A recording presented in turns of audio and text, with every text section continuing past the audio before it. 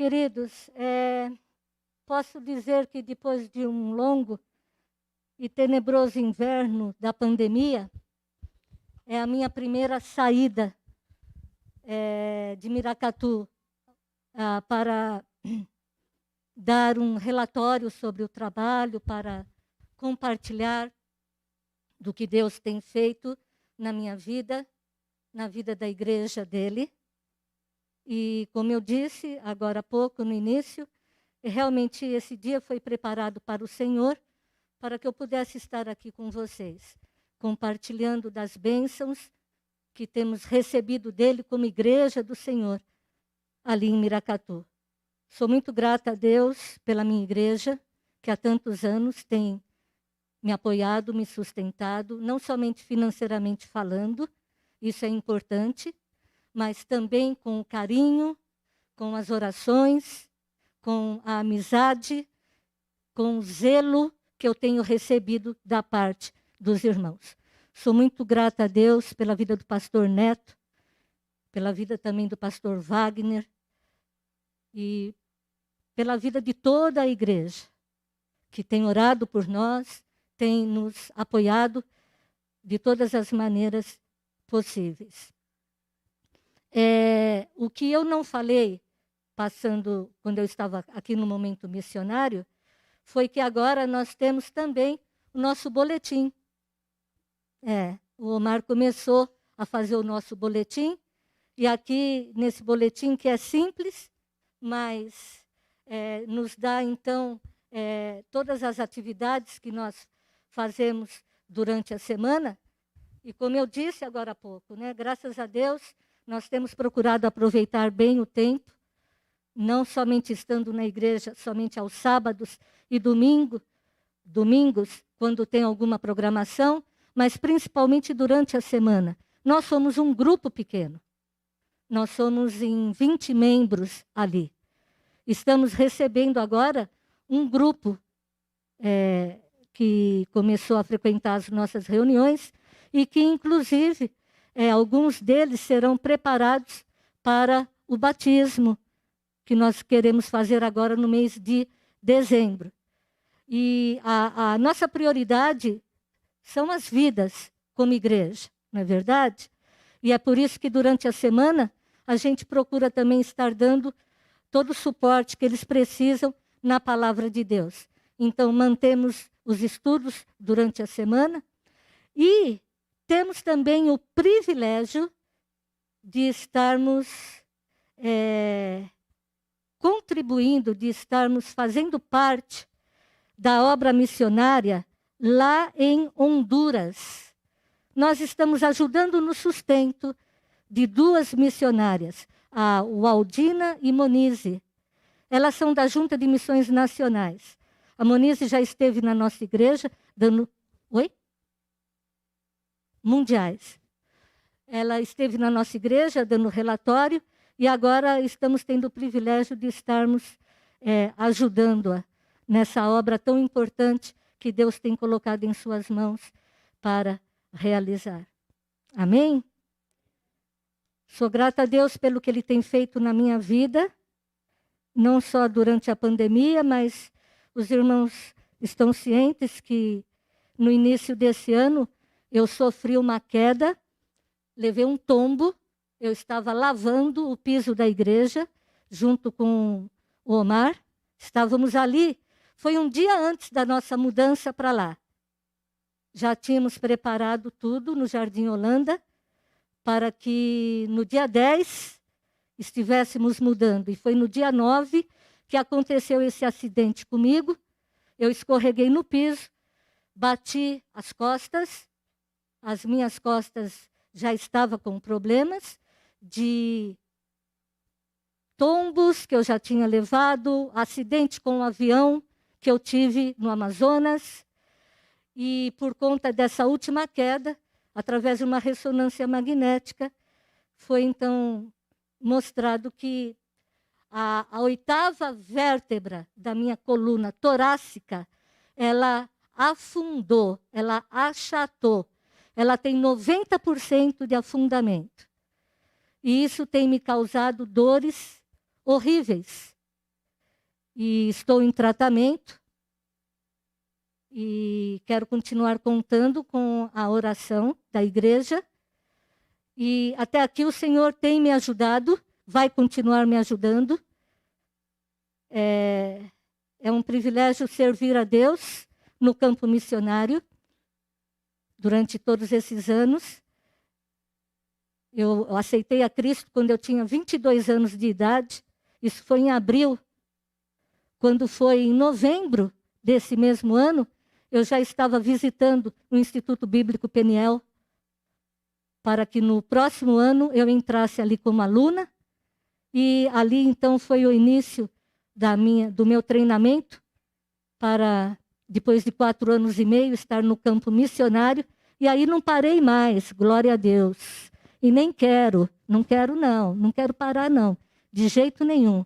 Até o dia que o Senhor voltar ou quando Ele me levar, conforme a vontade dEle, eu quero estar servindo a Deus. Esse é o meu propósito na vida, é servir a Deus. Não vejo outro propósito para mim. Sou muito grata a Deus por tudo que Ele tem feito na minha vida, na vida da igreja dEle, por tudo que Ele vai continuar fazendo. Amém? Queridos, como eu falei no início, nós estamos estudando as parábolas de Jesus, a classe de adultos.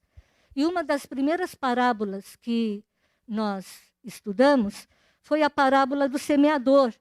Eu gostaria de rapidamente compartilhar algumas coisas sobre essa parábola com vocês aqui nesta manhã. Mateus, capítulo 13. Eu vou estar lendo do 1 ao 9. Os irmãos podem acompanhar com as suas Bíblias ou celulares, né? Mas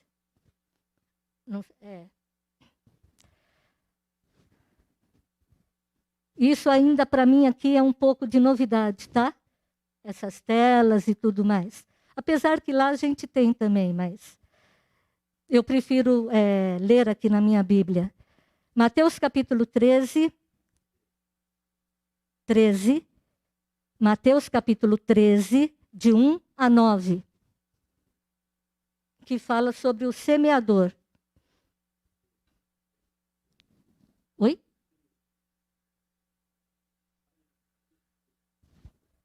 Mateus 13. Ah, tá. Eu tenho que lembrar de falar sempre assim, por causa da máscara. Tá bom. Mateus 13, de 1 a 9. Ok, agora? Muito bem. Então vamos lá. Naquele mesmo dia, Jesus saiu de casa, foi para a beira do lago da Galileia, sentou-se ali e começou a ensinar. A multidão que se ajuntou em volta dele era tão grande que ele entrou num barco e sentou-se.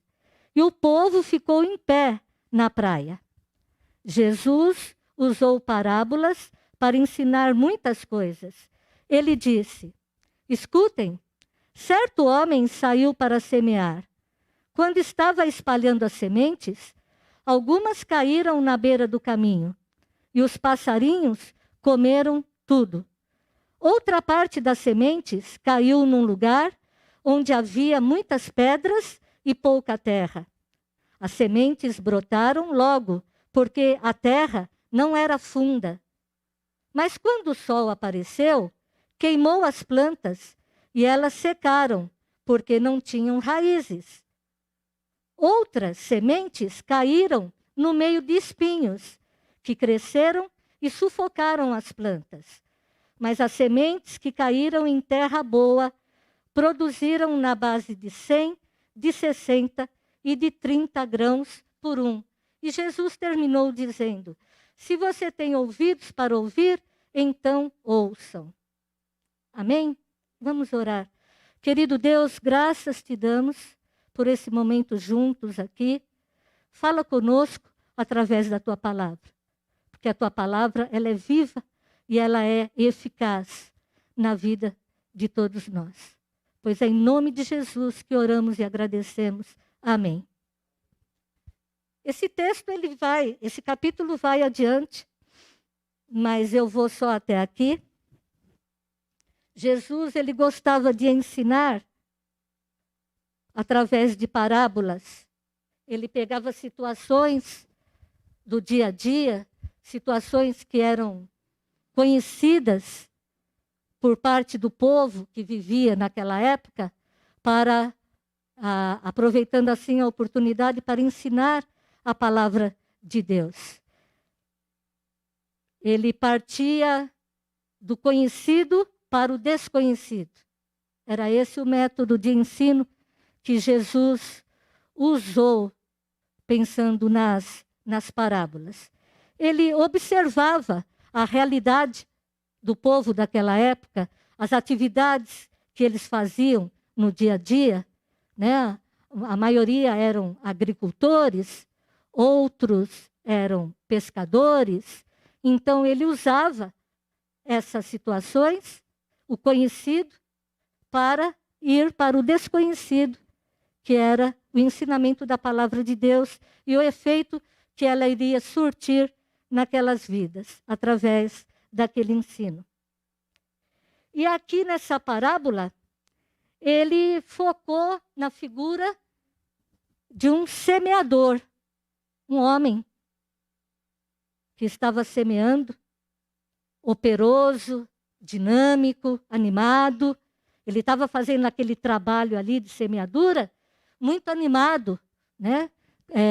Gostava do que fazia, semeava com persistência, cuidadoso, não descartava parte nenhuma dos 4 cantos daquele campo. Ele aproveitava todo aquele espaço para fazer ali uma boa semeadura, com a esperança de recolher, no tempo certo, muitos frutos. Essa era a intenção, então, daquele semeador. Ele sabia que se ele semeasse, ele colheria. E se não semeasse, não iria colher. É assim que a coisa funciona. Se você semeia, você vai colher. Se você não semear, você não vai poder colher. E o apóstolo Paulo falou sobre isso, né?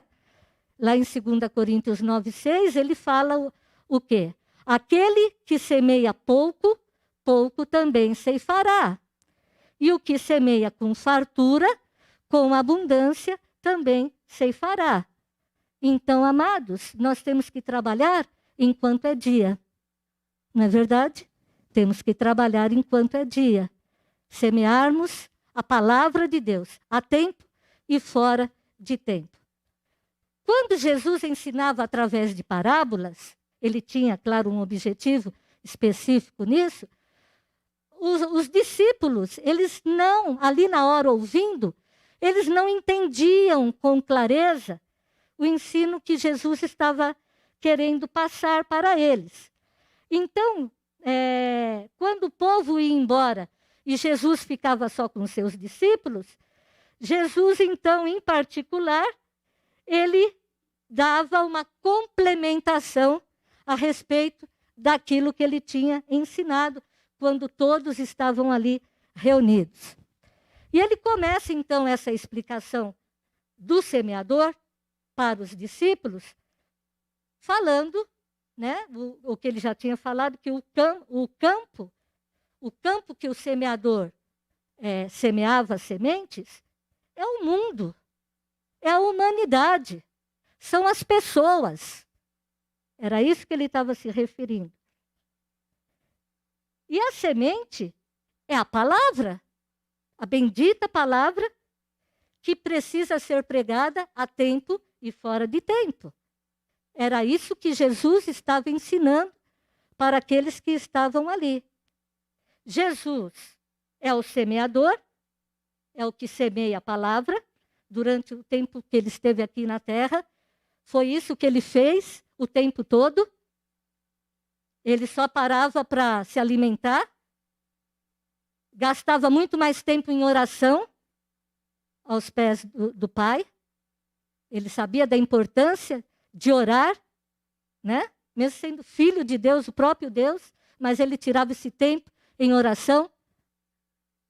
para que no dia seguinte ele pudesse dar continuidade à semeadura da palavra. Então, Jesus é o semeador.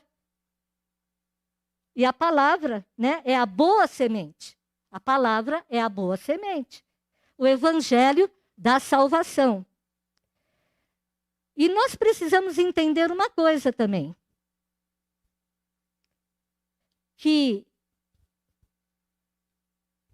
compete a nós, como filhos do reino, os crentes do mundo inteiro, também sermos semeadores da palavra de Deus. Jesus nos deixou o ensino, nos deixou o exemplo. Então, cada um de nós que estamos aqui nesta manhã, devemos ser semeadores da palavra de Deus. O campo é a nossa realidade do dia a dia na qual estamos inseridos. A nossa vizinhança, o nosso local de trabalho, o nosso local de estudo, a nossa família. Tudo campo, gente. Família é campo. Vizinhança é campo. Local de trabalho é campo. Local de estudo é campo. Temos aproveitado essas oportunidades para testemunhar do amor de Deus, do perdão de Deus, da salvação que temos no seu Filho Jesus Cristo. Temos sido semeadores da palavra de Deus. Olha só, ele falou que são 4 tipos diferentes de solo.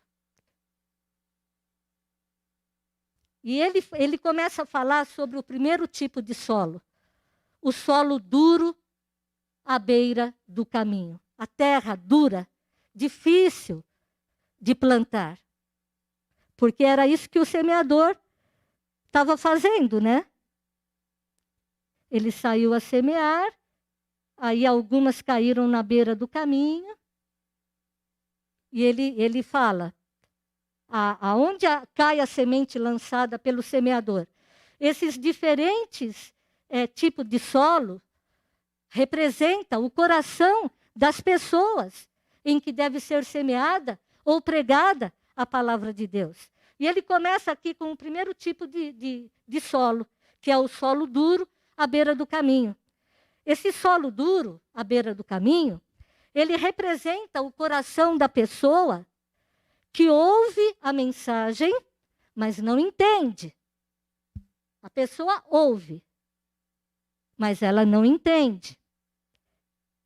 É uma pessoa indisposta, coração duro, fechado, ela não absorve a mensagem. Mas para esse tipo de pessoa nós temos que pregar também, porque Deus não faz acepção de pessoas. Então nós temos que ir até a elas, sim. Então o que acontece quando a gente encontra esse tipo de solo? Quando a gente está evangelizando esse tipo de pessoa? Coração duro, fechado, não absorve. O diabo, o nosso adversário, eu costumo falar que o diabo não dorme de touca, não. Ele está sempre atento. Ele está sempre atento. Então, ele que não perde tempo, ele se aproveita daquela fé momentânea que a pessoa teve ali. Ela pode ter, na hora, até algum tipo de reação, ficar toda animadinha, e a gente se anima também. Opa, parece que ela entendeu. E nós temos sempre que sermos otimistas. Nós temos sempre que saber que quem convence as pessoas não somos nós. Não estamos ali para convencer ninguém. O nosso papel é pregar a palavra. É testemunhar de Jesus Cristo. Quem convence as pessoas do pecado, da justiça e do juízo é o Espírito Santo, gente. E muitas vezes nós agimos de uma forma que a gente quer tentar convencer a pessoa que ela é pecadora, que ela precisa de Cristo, que ela tem que ir para a igreja. Não. Quem vai convencê-la disso é o Espírito Santo de Deus. Nós só temos que pregar, temos que orar, temos que fazer acompanhamento, sim, dar atenção. Essas coisas competem a nós. E aí o que acontece? O diabo vem, se aproveita daquela fé momentânea, sem base, sem raiz, arrebata aquela pessoa e impede de chegar ao esperado fruto, que é o fruto da salvação. Tenho certeza que muitos aqui já vivenciaram essa experiência, não é verdade? No começo a gente fica triste, desanimado, mas não devemos. Vamos continuar orando por aquele tipo de solo duro, por aquele tipo de fé que parecia que ia, mas não foi. Vamos continuar orando por aquela pessoa, por que não? O segundo tipo de solo é o solo pedregoso. Ele representa o coração da pessoa que ouve, recebe a mensagem de imediato e até com alegria, mas de maneira superficial. E sabe como é que a gente vai ver que isso aconteceu com aquela pessoa? A gente começa a perceber que ela não pratica a convivência. O que é praticar a convivência? A partir do momento que você chega, evangeliza, a pessoa faz uma decisão, você convida ela para vir para a igreja, ela vai mostrar interesse em estar na igreja, em estar conosco. A princípio pode ser que ela venha meio acanhada, insegura, não sabendo bem o que ela quer, mas chegando, o Espírito Santo fazendo a obra na vida dela, ela vai ficar. Então, esse tipo de solo representa o coração dessa pessoa que não pratica a convivência, não pratica a meditação, porque você tem que orientá-la que ela precisa estudar a Bíblia, que ela precisa conhecer a Bíblia, e a oração. Porque a oração é muito importante na vida de cada um de nós. É a alavanca, né? É o que falam, que é a alavanca da vida cristã, é a oração. Então, ela precisa começar a frequentar a igreja, a estudar a palavra, a orar. Só, claro, ela precisa de acompanhamento. Sozinha para ela vai ser difícil. Então, esse é o segundo tipo de solo. Ela não pratica nada disso, as raízes da fé não se aprofundam, e aí quando surgem as perseguições, as tribulações, ela se escandaliza e abandona a fé. Por quê? Muitas vezes ela pensa, opa, acho que ser crente é uma boa ideia. Vou para a igreja, vou orar, vou pedir a Deus que me dê um carro, né? Zerinho, uma casa própria, ou seja lá o que for. Ela vai com esse pensamento. Mas quando não acontece nada disso, ela fica escandalizada. Mas que Deus é esse que eles falam? Que supre todas as necessidades, que abençoa. Ela não entendeu ainda que Deus é esse. Ela está começando a aprender quem é esse Deus. E aí ela se escandaliza e ela abandona a fé. Isso é consequência de uma reação apenas emocional, e isso acontece muito, a gente sabe, porque quando não há solidez diante das angústias e ansiedades, a fé não prevalece e não dá fruto. O terceiro tipo de solo é o solo cheio de espinhos. Representa o coração da pessoa que ouve a mensagem e até parece que iria prosseguir com ânimo, com força, mas é sufocado pelos velhos compromissos e hábitos mundanos que não foram deixados. A experiência de salvação, ela é única na vida de cada um de nós. Tem pessoas que, quando aceitam a Jesus, elas têm dificuldade em deixar certos hábitos. Ela vai deixar. E nós temos que ajudá-la nisso. E tem pessoas que no ato da salvação, ela deixa tudo. Eu vou dar um exemplo aqui para os irmãos. Que aconteceu comigo. Quando eu aceitei Jesus, naquele retiro para os jovens, em Taubaté, Campos do Jordão, há 40 anos atrás, eu fumava. Durante 9 anos, eu fui fumante, infelizmente. E naquele retiro, eu estava com uma carteira de cigarro no bolso de trás da minha calça. E durante o retiro, a palavra de Deus me tocou tão profundamente que eu levantei as mãos, aceitei o apelo, a pessoa responsável pelo retiro me levou para um outro local, mais retirado, conversou comigo, tornou a explicar o plano de salvação, perguntou se eu tinha entendido, o que era o que eu queria, e eu falei para ela que eu queria ser liberta da escravidão dos meus pecados, porque eu me sentia presa dentro de uma cela. Eu não tinha razão para continuar vivendo. E quando ela fez o apelo, eu falei para ela o que eu queria, ela orou por mim naquele momento. Eu senti realmente sendo liberta daquela prisão.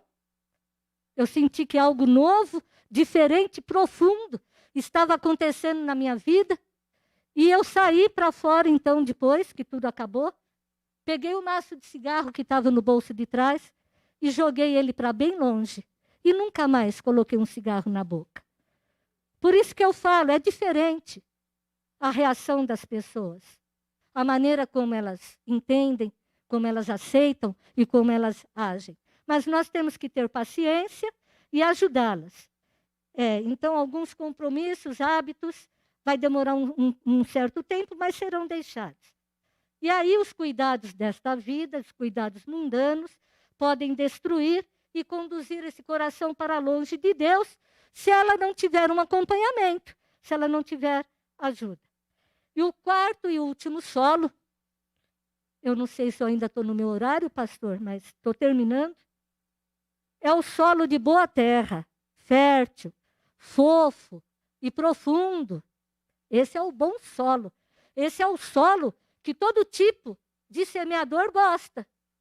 Né? Os agricultores, eles não têm que preparar a terra primeiro, para depois semear? Representa o coração da pessoa que ouve a mensagem e não só entende o apelo divino, mas atende a ele. Esse coração, ele precisa ser reto, aberto para Deus. Ele retém a mensagem no seu íntimo, em meditação, em oração, e frutifica abundantemente a 100 por 1. Para a honra e glória de Deus, foi o que aconteceu na minha vida. Foi o que aconteceu na vida de vocês que estão aqui nesta manhã. Amém? E esse é o trabalho do semeador. Ele semeia. E ele procura preparar a terra. Mas nunca nos esqueçamos que quem convence não somos nós, é o Espírito Santo. A nós compete pregar a palavra. Jesus, e eu termino, conhecia os pensamentos dos homens. Sabia que muitos estavam ali para escutá-lo. As multidões gostavam de estar com Jesus, para escutá-lo, para receber alimentação, como foi a multiplicação dos pães, e também para serem curadas, como muitas foram. Elas queriam estar ali, perto de Jesus, porque elas sabiam que de uma forma ou de outra, elas seriam beneficiadas. E elas estavam ali para escutá-lo. Mas olha, gente, elas escutavam, mas não o ouviam. Escutar é uma coisa, ouvir é outra. Escutar você escuta. Você está escutando e não está. Você nem presta atenção, muitas vezes, em tudo que a pessoa está falando. Agora, ouvir é parar tudo que você está fazendo e prestar atenção, focar naquilo. Aí sim, você vai ouvir. E foi isso o que aconteceu aqui na parábola do semeador, com esses 4 diferentes tipos de solos que faz menção às pessoas, ao comportamento, à reação das pessoas quando elas ouvem o evangelho. Ou seja, à beira da estrada, no terreno rochoso, entre espinhos, a semente foi semeada. E eu deixo aqui uma pergunta. Como você está ouvindo a palavra de Deus nesta manhã? Você está ouvindo mesmo? Você ouviu o que eu acabei de compartilhar aqui? Alguma coisa vai ficar retida na sua mente e no seu coração? Eu espero que sim. Aprendamos a ser ouvintes e não somente escutar, mas ouvir. Porque quando você ouve, você pratica. Amém? Que Deus abençoe a sua palavra. Obrigado pela oportunidade. É uma alegria muito grande estar com vocês aqui. Trago, lembranças, abraços, beijos da família pastoral, que tem um novo membro agora, o Felipe. Uma gracinha, está com 1 mês de vida. E abraços de todos os irmãos da igreja. Todos são muito gratos e conscientes do apoio que nós temos recebido da Igreja Mãe aqui em Miracatu. Um dia queremos trazê-los aqui. Amém?